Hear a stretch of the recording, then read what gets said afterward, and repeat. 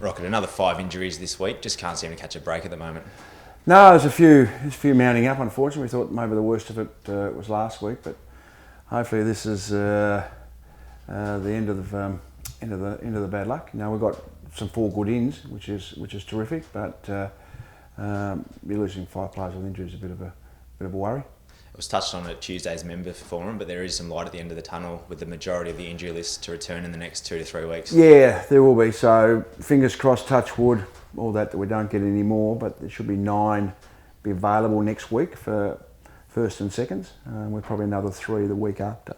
So hopefully a total of 12 or 13 will be available in that period of time. Really successful result last time we went to Perth, but the Eagles pose a big challenge on their home deck. Yeah, they obviously play very well at home. Their results against opposition teams has been quite daunting, where they've smashed them. Last game they had was 100 points. So they've got a lot of confidence playing at home.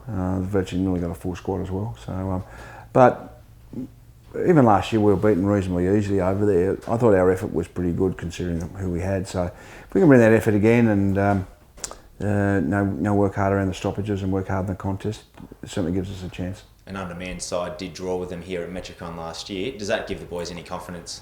Oh, I think so. I think we can draw on that a little bit. So we've now got to play with the same energy and the same enthusiasm we had then.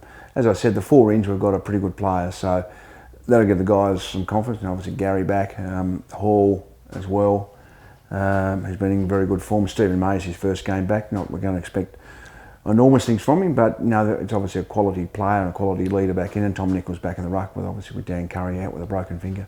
What does Stephen May bring? Obviously, he's just touched on some of it briefly then, but the leadership down back, it's invaluable.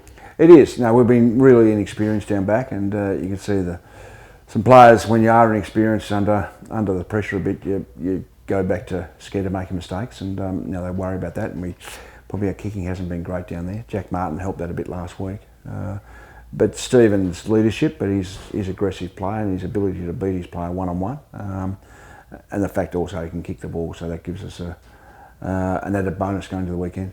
As you touched on, Jack Martin did play backed out last week. Is that a role he'll play again this week? Yeah, he will. He's building his confidence. So once we get these players back, and hopefully we've worked well to get his confidence back to a level that he can go back in the forward line and along with Tom, give us a focal point. The ruck battle, how do you combat a player like Nick Nanui? Yeah, he's obviously in very good form, but Tom's done reasonably well. Even last year when we were beaten easily in Perth, we thought Tom competed really well. That's his biggest attribute, Tom, is his competitive nature and his ability to compete against a man like Nat Nui who can jump and he's got all the tricks of the trade and he's very good at his craft. So we've certainly got every confidence that Tom can do that again. A player you've never coached at AFL level, Jago O'Meara, made a positive step forward today and really seemed to energise the group at training. Yeah, he was his first footy session today, so he completed most of that. Obviously the last drill was a bit more competitive, we took him out of that and he did some more running, but he seemed to progress very nicely.